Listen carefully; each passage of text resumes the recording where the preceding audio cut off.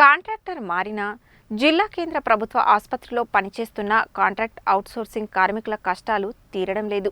ఉద్యోగం చేయడం ఒకెత్తైతే మరోవైపు వేతనాల కోసం ధర్నాలు చేయాల్సి వస్తుంది. జిల్లా కేంద్ర ప్రభుత్వ ఆసుపత్రిలో పనిచేస్తున్న కాంట్రాక్ట్ అవుట్సోర్సింగ్ సిబ్బంది ఇబ్బందులపై ఫోకస్. 3 నెలలకు ఒకసారి వేతనాలు ఇచ్చినా, కడుపులు మార్చుకొని మరీ ఉద్యోగం చేసినా వేతనాలు ఇవ్వని తరుణంలో గతంలో కాంట్రాక్టర్ నిర్లక్ష్యాన్ని నిరసిస్తూ ధర్నాకు దిగారు జిల్లా కేంద్ర ప్రభుత్వ ఆసుపత్రిలో పనిచేస్తున్న కాంట్రాక్ట్ అవుట్సోర్సింగ్ కార్మికులు. వాళ్ల ధర్నాలు, నిరసనలకు స్పందించిన జిల్లా యంత్రాంగం కాంట్రాక్టర్ను మారుస్తూ నిర్ణయం తీసుకుంది. దీంతో తమకు సమస్యలు తొలగిపోయాయని అనుకున్న కార్మికులకు కొత్త కాంట్రాక్టర్తోనూ కొరివి తప్పడం లేదు. నెల నెల జీతాలు ఇవ్వకపోవడంతో తిరిగి మళ్లీ ధర్నా చేయాల్సిన పరిస్థితి నెలకొంది. నెల 20వ తేదీ వచ్చినా వేతనాలు రాక సిబ్బంది ఇబ్బందులు పడుతున్నారు.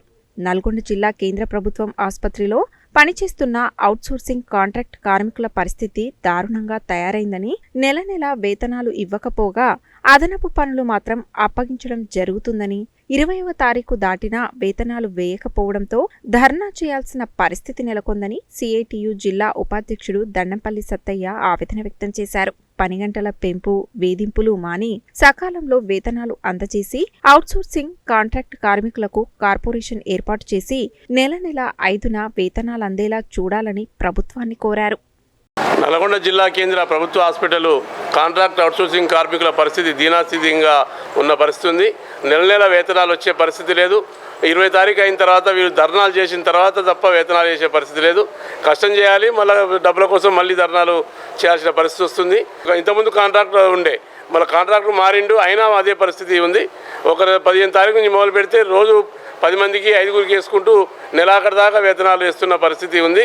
కాబట్టి మేము ప్రభుత్వాన్ని కోరుతా ఉన్నాం, కాంట్రాక్టర్ని మందలించాలి. ప్రతి నెల 5వ తారీఖు లోపు వేతనాలు వేయాల్సిన అవసరం ఉంది. దాంతోపాటు పిఎఫ్, ఈఎస్ఐ కూడా సక్రమంగా కట్టే పరిస్థితి లేదు. ఇప్పుడు 7 నెలలు పిఎఫ్ కట్టక ఇది అనే పరిస్థితి, దారుణమైన పరిస్థితి ఉంది. ఇక్కడ పని గంటలకు సంబంధించి కానీ ఇతర వేధింపులు, సూపర్వైజర్ల వేధింపులు, రకరకాల ఇబ్బందులు పడుతున్న పరిస్థితి ఉంది. గతంలో ఇట్లాంటి పరిస్థితి ఉన్నప్పుడు అనేక సార్లు ఆందోళన చేసినాం. ఇప్పుడు కూడా దాన్ని కంటిన్యూ, కాంట్రాక్టర్ మారిండు, ఇప్పుడైనా మారుతుందేమో అని చెప్పేసి, వీళ్ళ బతుకులు మారుతాయేమో అనుకుంటే కాంట్రాక్టర్ మారినా కానీ కష్టాలు మాత్రం మారట్లేవు.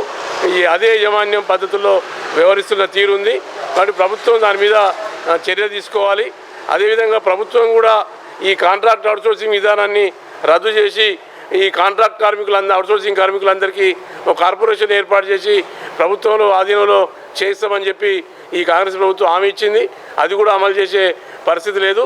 కాబట్టి ఇప్పటికైనా ఈ యొక్క ప్రభుత్వం ఈ కాంట్రాక్ట్ అవుట్సోర్సింగ్ కార్మికులు, హాస్పిటల్ కార్మికుల మీద ప్రత్యేక శ్రద్ధ పెట్టి వేతనాలు నెలలో వచ్చే విధంగా, పిఎఫ్, ఈఎస్ఐ సక్రమంగా చెల్లించే విధంగా, ఇతర వేధింపులు లేకుండా చూడాలని చెప్పి మేము సిఐటియుగా డిమాండ్ చేస్తూ ఉన్నాం.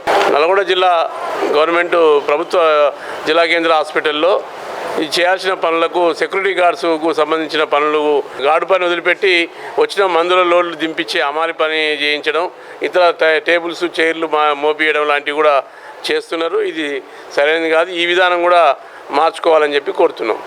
నేను గత 20 సంవత్సరాల నుంచి గవర్నమెంట్ హాస్పిటల్లో సెక్యూరిటీ గార్డుగా విధులు నిర్వహిస్తున్నా. మాకు జియో 16 ప్రకారం 15,600 జీతం ఉంది. పిఎఫ్, ఈఎస్ఐ కట్టాలి. అలాంటిది కాంట్రాక్ట్ మాకు 11,500 జీతం ఇస్తుండు. ఒక 1000 రూపాయలు పిఎఫ్ కడుతుండు. ఈఎస్ఐ కూడా తక్కువ కడుతుండు. దీని మీద అధికారులు స్పందించి మాకు న్యాయం చేయాలని కోరుతున్నాం. కనీసం ఆంధ్రప్రదేశ్లన్నా జియో ప్రకారం కార్పొరేషన్ ఏర్పాటు చేసి 18,000 జీతం ఇస్తారు, పిఎఫ్, ఈఎస్ఐ కడుతున్నారు. మాకు కూడా తెలంగాణ గవర్నమెంట్ ఆలోచించి కార్పొరేషన్ ఏర్పాటు చేసి తగిన న్యాయం చేయాలని కోరుతున్నాం. దీని మీద కలెక్టరు, అధికారులు కూడా స్పందించాలి, కార్మికులకు న్యాయం చేయాలని కోరుతున్నాం. సంవత్సరాల నుంచి పనిచేస్తున్నాం గవర్నమెంట్ హాస్పిటల్లో. జీతాలు అడిగితే ఎప్పుడు జీతం అడిగినా కూర్చుంటేనే జీతాలు వేస్తారు. కష్టం చేసిన కాడ జీతం అడిగితే తప్పైతే కాదు కదా, అయినా మా మీద ఒత్తిడి ఎక్కువ చేస్తారు సూపర్వైజర్లు. మేము ఏం అడిగినా కూడా వినట్లేరు. పంచాయతీకి నువ్వే ఇంత చేస్తున్నావు, నువ్వే అంత చేస్తున్నావు అని అబద్ధాలకు గోరు చేసి మమ్మల్ని తీసేస్తా అని బెదిరియటం మొదలుపెట్టారు సార్. లేకనే ఇంట్లో వచ్చి బాత్రూమ్లు కడుగుతున్నాము. సీపర్గా చేస్తున్నాం. మేము ఈ కష్టం చేస్తేనే కదా మాకు వెళ్ళేది. ఈ జీతం అడిగితే కూడా జీతం ఇస్తామమ్మా, ఇంకా 3 నెలలు అయినా కూడా మీకు జీతాలు వేయలే, ఎక్కడ వేయలే, ఇక్కడే వేస్తున్నాం అని చెప్పడం జరిగింది. మేము ఏది అడిగినా కూడా తప్పుకే వస్తుంది సారు.